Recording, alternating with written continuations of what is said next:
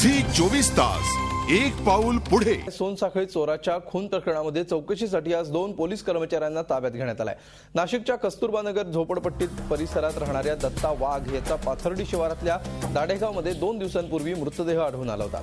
दगडाने ठेचून चेहऱ्याचा चेंदामेंदा करून रॉकेल ओतून जाळून टाकण्याचा प्रयत्न करण्यात आल्यामुळे मृतदेहाची ओळख पटत नव्हती। अखेर काल मृतदेहाची ओळख पटली, मात्र पोलीस मुख्यालयातल्या कर्मचारीच दत्ता वाघला घेऊन गेला आणि त्यानं दत्ता वाघचा खून केल्याचा आरोप त्याच्या नातेवाईकांनी केलाय। जोपर्यंत संशयितांना ताब्यात घेत नाही तोपर्यंत मृतदेहाला हात लावणार नाही या भूमिकेवर नातेवाईक ठाम असल्यामुळे जिल्हा शासकीय रुग्णालयाच्या आवारात तणावाचं वातावरण निर्माण झालं होतं। अखेर पोलिसांनी हस्तक्षेप करत 2 पोलीस कर्मचाऱ्यांना ताब्यात घेतल्याची माहिती दिल्यामुळे तणाव निवळला। या प्रकरणी पूर्वी क्राईम ब्रांचमध्ये काम करणारा आणि आता पोलीस मुख्यालयात असणाऱ्या संदीप डावरे आणि अंबड पोलीस ठाण्याचा सोमनाथ गुंड या दोघा कर्मचाऱ्यांना चौकशीसाठी पोलिसांनी ताब्यात घेतलाय।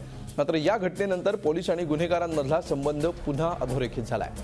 दत्ता वाघ याच्या नावावर सरकारवाडा पोलीस ठाण्यामध्ये अनेक गुन्हे दाखल आहेत।